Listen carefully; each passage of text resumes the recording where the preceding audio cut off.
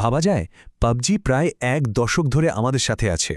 যে গেমটা battle royale ব্যাপারটাকে আমাদের সাথে পরিচয় করিয়েছে সেটা কিন্তু আজও একটুও থামেনি, বরং সময়ের সাথে সাথে নিজেকে প্রতিনিয়ত নতুন করে গড়ে তুলছে। চলুন দেখে আসি এই বিবর্তনের গল্পটা। তো আসল প্রশ্নটা হলো, প্রায় ১ দশকের পুরনো একটা গেম আজকের দিনেও কিভাবে এতটা প্রাসঙ্গিক থাকে।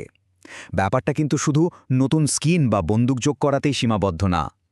আসল খেলাটা হয় একদম ভেতরের দিকে। মানে গেমের কোর মেকানিজম বা মূল কাঠামোতে সবসময় নতুন কিছু আনা, আর প্লেয়াররা কি চায় সেদিকে কান রাখা। আর এই সব কিছুর শুরুটা কোথায় হয় জানেন? প্লেয়ারের অভিজ্ঞতা দিয়ে।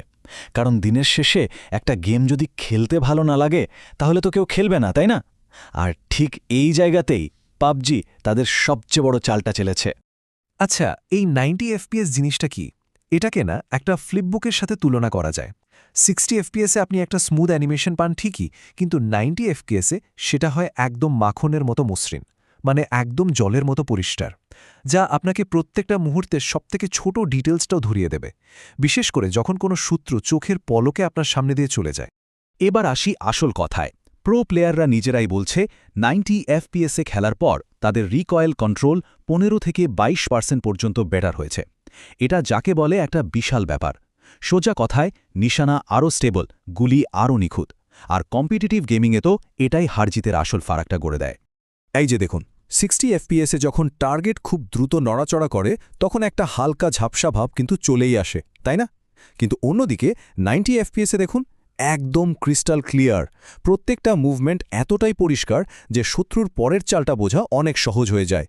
আপনাকে প্রতিপক্ষের চেয়ে সবসময় এক কদম এগিয়ে রাখে। আচ্ছা, প্লেয়ারের দিকটা তো গেল, এবার চলুন একটু বড় ছবিটা দেখি। মানে গেমের যে দুনিয়াটা, যে ম্যাপগুলোতে আমরা খেলি, সেগুলো কিভাবে বদলে যাচ্ছে। কারণ এখনকার যুদ্ধক্ষেত্রগুলো কিন্তু আর আগের মতো স্ট্যাটিক বা স্থির নেই, বরং অনেক বেশি জীবন্ত হয়ে উঠেছে। এই যেমন ধরুন ইভলভিং ইউনিভার্স মোডটার কথা। এটা কিন্তু ক্লাসিক ব্যাটল রয়্যালের যে ফর্মুলা, সেটাকেই একেবারে ঘুরিয়ে দিচ্ছে। এখানে ব্যাপারটা শুধু শেষ পর্যন্ত টিকে থাকা নয়, আসল চ্যালেঞ্জটা হল ম্যাচের মধ্যেই নিজেকে আপগ্রেড করা, আরও শক্তিশালী হয়ে ওঠা। কাজটা খুব সোজা। ম্যাচের শুরুতে একটা স্পেশাল এবিলিটি, ধরুন কম্ব্যাট বা হিলিং, বেছে নিলেন।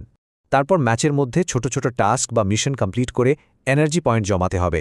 আর সেই পয়েন্ট ব্যবহার করে নিজের অ্যাবিলিটিকে সি লেভেল থেকে একদম টপ মানে এস লেভেল পর্যন্ত নিয়ে যেতে পারবেন। সোজা কথায়, আপনি যত ভালো খেলবেন, ম্যাচ এগোবার সাথে সাথে ততটাই পাওয়ারফুল হয়ে উঠবেন। আর এই বদলটা কিন্তু শুধু নতুন মোডের মধ্যেই আটকে নেই। একবার ভাবুন তো, ইরাঞ্জেলের মতো একটা আইকনিক ম্যাপে আপনি এখন দেয়াল ভাঙতে পারছেন, বা ধরুন ব্রিজ উড়িয়ে দিয়ে নিজের জন্য কভার বানাচ্ছেন। এটা তো স্ট্র্যাটেজির পুরো খেলাটাই পাল্টে দেয়। আবার মোবাইলের দিকে তাকালে দেখবেন শহরের ডিজাইন ম্যাচের মাঝখানে বদলে যাচ্ছে।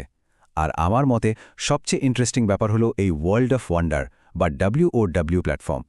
এখানে প্লেয়াররা নিজেরাই নিজেদের গেম মোড বানিয়ে অন্যদের সাথে শেয়ার করতে পারছে, মানে অফুরন্ত সম্ভাবনার একটা জায়গা। তো বোঝাই যাচ্ছে যে গেমের ভেতরের দুনিয়াটা অনেক বেশি ডাইনামিক আর ইন্টারঅ্যাক্টিভ হয়ে উঠছে। কিন্তু পাবজির গল্পটা শুধু একটা গেমের মধ্যে আটকে নেই, এটা এখন একটা গ্লোবাল ফেনোমেনন, যার একটা নিজস্ব বিশাল ইকোসিস্টেম তৈরি হয়েছে। একটা জিনিস কি কখনো ভেবে দেখেছেন যে পাবজি মোবাইলে দুটো আলাদা ভার্সন কেন? একটা গ্লোবাল আর একটা ভারতের জন্য BGMI। এর পেছনের কারণটা হলো প্রত্যেকটা দেশের নিজস্ব কিছু নিয়মকানুন থাকে, আর সেখানকার প্লেয়ারদেরও কিছু আলাদা পছন্দ অপছন্দ থাকে। যেমন ধরুন, গেমটা কোথায় পাওয়া যাবে, এর ভিজুয়াল এফেক্টস কেমন হবে, সার্ভার কোন দেশের জন্য অপটিমাইজ করা, এমনকি স্পোর্টস টুর্নামেন্টগুলোও আলাদা হয়। তবে সবচেয়ে জরুরি কথাটা হলো, এই যে এত আঞ্চলিক পার্থক্য, এগুলোর পরেও খেলার যে কোর ফিলিং, সেটা কিন্তু সব জায়গায় একদম এক। ওই একই গান মেকানিক্স, ওই একই ম্যাপ, আর চিকেন ডিনারের সেই একই উত্তেজনা।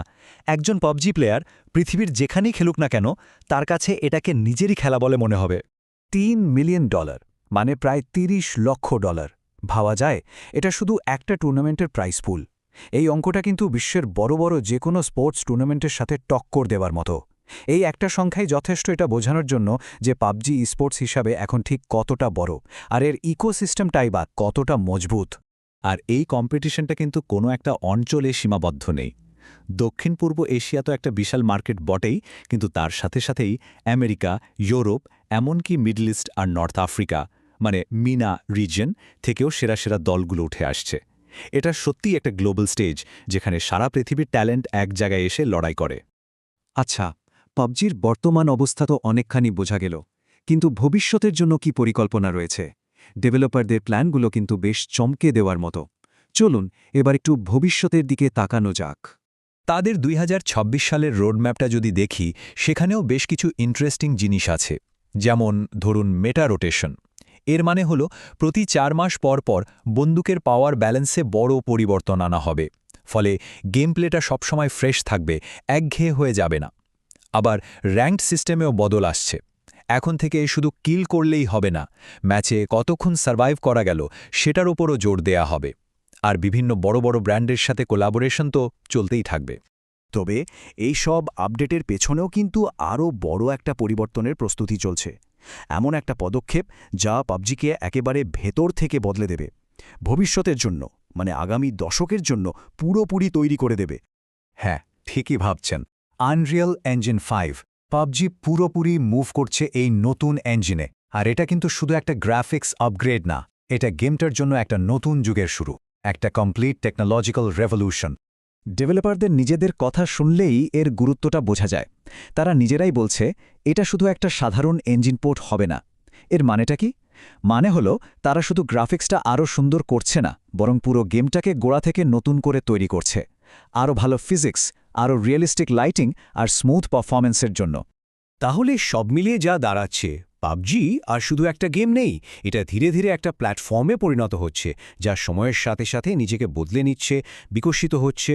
আর এটাই আমাদের একটা খুব ইন্টারেস্টিং প্রশ্নের সামনে এনে দাঁড় করায়, যে গেমটা নিজে ব্যাটল রয়্যাল জানরাটাকে তৈরি করেছিল প্রযুক্তির এই অবিশ্বাস্য অগ্রগতির যুগে, সেই গেমটা 2030 সালে গিয়ে ঠিক কেমন দেখতে হবে? উত্তরটা হয়তো এখন আমাদের কল্পনারও বাইরে।